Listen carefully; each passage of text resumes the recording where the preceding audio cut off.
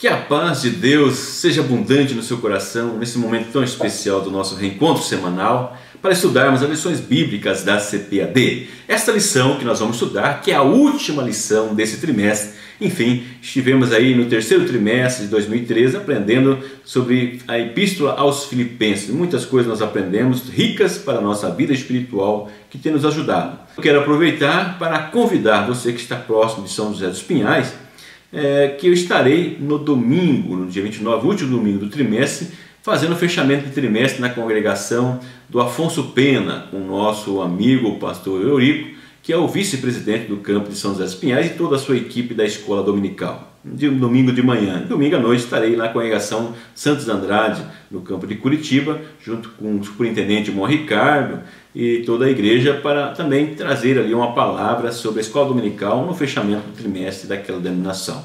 Então você que está próximo poderá participar conosco desses eventos e junto poderemos adorar a Deus e aprender um pouco mais da palavra do Senhor. Esta última lição que tem o título O Sacrifício que Agrada a Deus, baseado nos últimos versículos do capítulo 4 da Epístola aos Filipenses, que tem como texto áureo o Salmo 54, verso 6, que diz: Eu te oferecerei voluntariamente sacrifícios. Louvarei o teu nome, ó Senhor, porque é bom. A verdade prática diz: ajudando os nossos irmãos, contribuímos para a obra de Deus e ao Senhor oferecemos a mais pura ação de graça.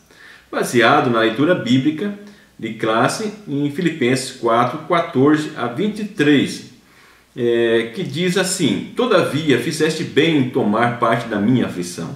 E bem sabeis também vós, ó Filipenses, que no princípio do Evangelho, quando parti da Macedônia, nenhuma igreja comunicou comigo com respeito a dar e a receber, senão vós somente. Porque também uma e outra vez me mandaste o necessário a Tessalônica. Não que procure dádivas, mas procuro o fruto que aumente a vossa conta. Mas bastante tenho recebido e tenho abundância, cheio estou, depois que recebi de Epafrodito o que de vossa parte me foi enviado, como cheiro de suavidade e sacrifício agradável e aprazível a Deus. O meu Deus, segundo as suas riquezas, suprirá todas as vossas necessidades em glória por Cristo Jesus. Ora, o nosso Deus e Pai seja dada toda a glória para todos sempre. Amém. Saudai a todos os santos em Cristo Jesus. Os irmãos que estão comigo vos saúdam. Todos os santos vos saúdam, mas principalmente os que são da casa de César.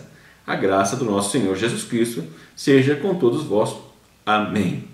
Então nós vemos aqui o agradecimento do apóstolo Paulo pelo que ele havia recebido, e nós vemos aí a saudação final do apóstolo Paulo, que é peculiar das suas epístolas. Como já disse na lição anterior, que o perícope que nós temos como do mesmo contexto, Filipenses 4, 10 a 20, mas aqui ele separa o do verso 14 e vai até o verso 23, finalizando então a epístola. Nós vamos ver nessa lição que Paulo foi um exemplo de vida sacrificada e oferecida a Deus, e que essa vida agradou a Deus pelo seu comportamento. E nós vemos aí a cumplicidade que havia entre os filipenses e Paulo, que também é um exemplo de sacrifício agradável a Deus, ou seja, aceito por Deus também. E essa atitude dos filipenses de cooperar, estar ativamente participando do ministério do apóstolo Paulo, ele via isso como um fruto espontâneo, uma oferta que era aceita por Deus devido a essa espontaneidade e essa atitude feita de coração. O primeiro tópico da lição diz a participação da igreja nas tribulações de Paulo, baseado no verso 14. O primeiro item diz: Filipenses tomam parte da aflição do apóstolo Paulo. Nós vemos que os filipenses acompanhavam a Paulo passo a passo. Eles tomavam parte da missão do apóstolo Paulo, como integrantes, como que fosse algo intrínseco do seu próprio exercício do ministério. Estavam constantemente acompanhando e próximo e tendo um relacionamento estreito com o apóstolo Paulo. A única comunidade fundada pelo apóstolo Paulo é que logo de início, nos diz o autor da revista, ele começou a contribuir para a missão na Europa. Então nós vimos que logo de início eles tiveram essa atitude, essa ação de cooperativismo, de companheirismo com o apóstolo Paulo. Eles também sofriam com o apóstolo Paulo nas suas necessidades, no seu sofrimento, aquele sentimento da empatia, se colocando no lugar dele, se preocupando com a sua vida e com a forma como que ele estava passando. Paulo se sentia confortado com essa atitude dos filipenses e isso lhe dava, de certa forma, uma segurança, uma alegria, um conforto, mesmo estando passando pelas suas dificuldades. E nós vemos aí depois, na sequência, o padrão de amor para a igreja, baseado na igreja, no exemplo da igreja em Filipos. Nós vemos a unidade de amor, como nós vemos lá em Atos, capítulo 2, do verso 45 e 47, onde os irmãos tinham tudo em comum, onde os irmãos se preocupavam com a necessidade um do outro e muitos desfaziam do que tinham para ajudar e para suprir a necessidade dos seus irmãos. Nós vemos que lá tem um contexto específico que eles aguardavam a volta iminente do Senhor Jesus, que poderia vir a qualquer momento, e estavam desfazendo de todas as suas coisas. Nós temos que tomar cuidado ao utilizarmos essa referência, mas nós podemos usar a referência da atitude, do amor, da preocupação que havia entre os irmãos. O foco sempre foi o reino de Deus e a salvação de almas. Nós vemos em Filipe, na igreja primitiva, isso como prioridade nessas igrejas e que nós temos que trazer como exemplo para os nossos dias, como padrão para o exercício do ministério na igreja nos nossos dias. Aplicação prática nesse tópico: você tem participado da aflição de alguém? Tem pessoas que você conhece, líder, obreiro ou não, que passa necessidade, você sabe e você tem condições de ajudar. Você tem ajudado? Você tem sido uma fonte de solidariedade e conforto a alguém em aflição? Fica a pergunta para você pensar e raciocinar sobre isso. Temos a tendência de focarmos em nós mesmos, nas nossas necessidades. Tópico 2, reminiscências, o ato de dar e receber, baseado no verso 15 ao 17. Primeiro item diz: Paulo relembra o apoio dos filipenses. Havia entre a relação de dar e receber entre eles, a igreja de Filipos e Paulo, como se fosse um contrato missionário, um apoio logístico do apóstolo Paulo no exercício da sua função. É como se exercesse um contrato firmado entre eles, dizendo: olha, nós estamos comprometidos com você, Paulo. E aqui o apóstolo Paulo relembra esse cuidado que eles tinham e o cumprimento com ele dessa responsabilidade com o seu ministério, com a pregação do Evangelho. Uma pessoa que está passando por uma grande necessidade, um sofrimento, e ela recebe um apoio, ela nunca mais esquece. Você provavelmente tem exemplo na sua vida de momentos que você está passando por grande aflição e recebe o apoio de alguém, e isso foi muito confortante para você, e você pode usar isso como experiência, uma ilustração na classe, na sala de aula, ou também das pessoas que ali estão presentes, né? Relembrando, e vai relembrar aquilo como algo muito positivo e gostoso, né? No princípio do Evangelho, quando parti da Macedônia, cita aqui o apóstolo Paulo, ele fala aí da sua primeira missão, realmente dirigido por ele mesmo próprio, né? Porque antes Barnabé é quem praticamente liderava na primeira viagem missionária. E aqui nós vemos o apóstolo Paulo sendo ele o líder. Isso também deve ter tido um tom especial na vida do apóstolo Paulo, no seu apostolado, porque aqui ele estava caminhando, né, sozinho e aonde ele tem o seu primeiro encontro com a igreja em Filipos, e nós vemos a pregação do Evangelho. Filipos foi então, portanto, a primeira igreja, a comunidade fundada pelo apóstolo Paulo no seu ministério, quando ele está à frente liderando. Por isso, a importância dessa igreja para a sua vida ministerial. O item 2 diz: é o necessário para viver.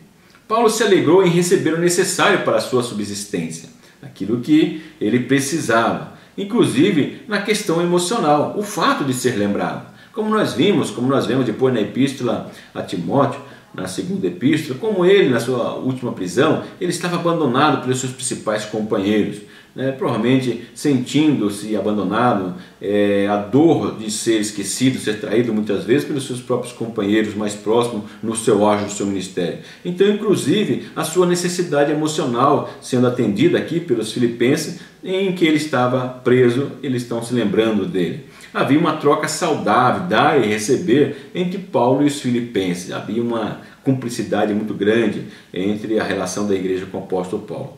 Paulo ministrava o Evangelho aos filipenses e esses recebia uma bênção pela pregação do Evangelho e, em contrapartida, supria o que era necessário para a sobrevivência do apóstolo Paulo. Eu deixo aqui como referência 1 Coríntios 9:11, leia para você ver essa questão, a similaridade com essa questão do apóstolo Paulo, com a sua relação com a igreja, daquilo que era necessário para viver.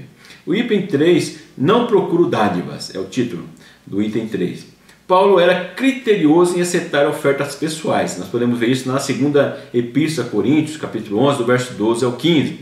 Ele olhava de quem ele recebia, a atitude que estava por trás de receber as ofertas, e ele tomava cuidado também repreendendo aqueles que buscavam desenfreadamente a oferta da igreja e as pessoas que também contribuíam por uma motivação que seja outra, né? Tanto daquele que estava dando como aquele recebendo, motivações que não fossem uma motivação justa. O apóstolo Paulo era criterioso e tinha preocupação de observar a isso. Paulo não ficava incentivando seus seguidores a darem presente a eles. Sabemos que muitas vezes, muitos líderes, muitos pregadores, eles utilizam do artifício da pregação, da sua oratória, da pregação, utilizam da palavra de Deus para incentivar e tentar controlar as pessoas de forma que essas pessoas venham lhe dar presentes, que lhe tenham benefício em relação a isso. Paulo dava oportunidade aos filipenses serem generosos, no sentido de auxiliar seu ministério, mas não os explorava. Por que dava oportunidade? O apóstolo Paulo diz assim, que aquilo que eles faziam estava sendo creditado na conta deles. Era um termo contábil, comercial da época, dessa questão de creditar na conta, dar crédito, ou seja, aquele que faz algo em prol do Evangelho com uma verdadeira motivação, uma motivação santa, é creditado em sua conta no sentido espiritual na vida, né? Ou seja, na vida após a morte, uma recompensa que é dada por Deus, e também na vida presente, porque Deus honra aqueles que fazem com amor a obra de Deus, de acordo com a vontade de Deus e para o bem da vida, principalmente da vida espiritual destas pessoas. O fruto, aqui nós vemos um fruto como algo espontâneo, né, que saía espontaneamente dos filipenses, e o fruto que é Deus quem faz crescer, ou seja, a pessoa quando ela se coloca de forma espontânea para fazer a obra de Deus, Deus faz crescer a sua obra, Deus faz crescer o seu ministério, a sua fé. A aplicação prática desse tópico: qual tem sido a motivação das suas contribuições? O que tem levado você a contribuir? O que está por trás disso? Qual é o verdadeiro sentimento? Pense sobre isso, leve as pessoas na sua classe a pensar um pouco sobre isso. Obreiro, como você tem tratado o seu rebanho em relação às suas dádivas? Ou com relação àquilo que eles têm para te dar? Com seriedade, né? Priorizando a salvação de almas? Ou você tem abusado das ofertas ou explorado as suas ovelhas? Pare para pensar sobre isso. O último tópico diz a oblação de amor e saudações finais. Então, a oblação de amor, a oblação que tem o mesmo significado de sacrifício no Antigo Testamento. Então, nós vemos no Antigo Testamento o sistema sacrificial levítico, né? Levítico 1, 3 a 17, nós vemos as ofertas de consagração a Deus. Nós vemos em Levítico 2, no capítulo 6 também, 14 a 23, a oferta de manjares. Nós vemos em Números 15, 1 a 10, a oferta de libação e a oferta pacífica. Nós vemos aí que são sacrifícios comestíveis que era feito, que era dado a Deus com agradecimento por aquilo que haviam recebido. Parte era queimada, em parte era do consumo dos próprios sacerdotes, conforme nós vemos em Levítico 2, 1 a 3. Mas nós vemos aí um sacrifício que era feito em agradecimento espontaneamente e que, quando feito de uma forma correta, com uma forma realmente de uma fonte motivadora que agradava a Deus, nós vemos que é usada a expressão que subia como cheiro suave a Deus, ou seja, o sacrifício que era oferecido a Deus, e a sacrifício uns era aceito e outros não eram aceitos, dependia da motivação, aquilo que estava no coração do ofertante e que ofertava de acordo com a vontade de Deus.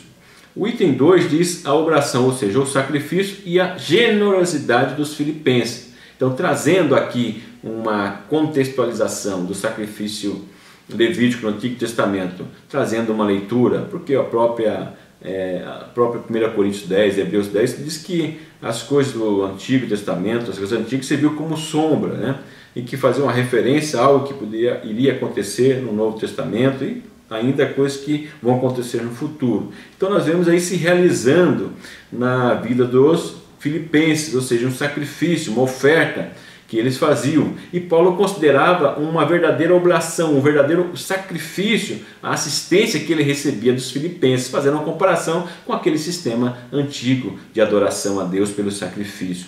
Como cheiro suave, sacrifício agradável e aprazível a Deus. Nós vemos isso na parte B do verso 18, fazendo comparação lá também com Gênesis 4:4, 8:21, Êxodo 29 e alguns versículos que tem aí no meu arquivo de slide, que eu deixo para você. Nós vemos então essa relação dizendo que o cheiro de suavidade, de sacrifício aprazível a Deus, era o sacrifício que é a da dádiva, da oferta que era dada pelos filipenses. Nós vemos aí uma relação também com a linha de pregação dos profetas, onde eles pregavam que a prática de justiça e misericórdia, sim, era o sacrifício agradável ao Senhor. É isso que os profetas pregaram ao longo de muitos séculos, que isso é o que Deus olhava na ação, na atitude das pessoas, aquilo que era motivado pela justiça, a justiça de Deus e a misericórdia. Nós vemos que as pessoas têm se esquecido dessa justiça e da misericórdia de Deus. É justo aquilo que atende os interesses das pessoas e não aquilo que é a justiça de Deus, né? Ou seja, a libertação, o cuidado com o oprimido, com o necessitado e o juízo de Deus sobre o opressor. Agora, o perfume que era agradável, que cheirava bem a Deus, no Novo Testamento já não é aquelas ofertas que eram feitas com os animais, com as ofertas de bens comestíveis, de plantações, mas sim as obras de evangelização. É isso que nós vemos aqui aos Filipenses, nós vemos Romanos 12:1, Colossenses 3:20, Tito 2:9, Filemão 2:17, Efésios 5:2, são algumas citações que trazem referência a esse perfume, esse novo cheiro agradável a Deus, como oferta, como sacrifício, que são as obras em prol da evangelização, da salvação das almas. E o último item diz sobre a doxologia, né, que vem aí a questão do louvor, da adoração a Deus, que nós vemos na parte final da epístola. E essa parte final provavelmente fazia parte de um contexto litúrgico que foi incluso na epístola aos Filipenses. Era dentro de um contexto de adoração a Deus, dentro de um próprio culto de adoração. Nós vemos que o apóstolo Paulo aqui, ele cita-se a ele como porta-voz dos irmãos que estavam com ele, quando ele faz a saudação com os filipenses, né, dizendo os que estão comigo. E nós vemos aí que o apóstolo Paulo tinha uma certa liberdade de comunicação durante esta prisão, bem diferente da sua última prisão. Essa liberdade de comunicação, né, se comunicar com as igrejas, com os irmãos. E quando ele cita a casa de César, vale fazer uma referência com cuidado, porque as pessoas geralmente usam esse termo para dizer que Paulo estava em Roma, que era a prisão de Roma, porque ele fala a casa de César, provavelmente estava ali com o imperador, mas esse termo casa de César se refere aos administradores dos bens do imperador, aqueles que eram funcionários, soldados, escravos ou libertos, pessoas que eram assalariadas, entre outros, que serviam ao imperador, como administradores do bem do imperador em qualquer lugar nas principais cidades do seu império. Então a casa de César não estava somente em Roma, mas em vários locais onde existiam administradores dos bens do imperador. E o apóstolo Paulo termina dizendo: a graça do nosso Senhor Jesus Cristo seja com vós todos. Amém.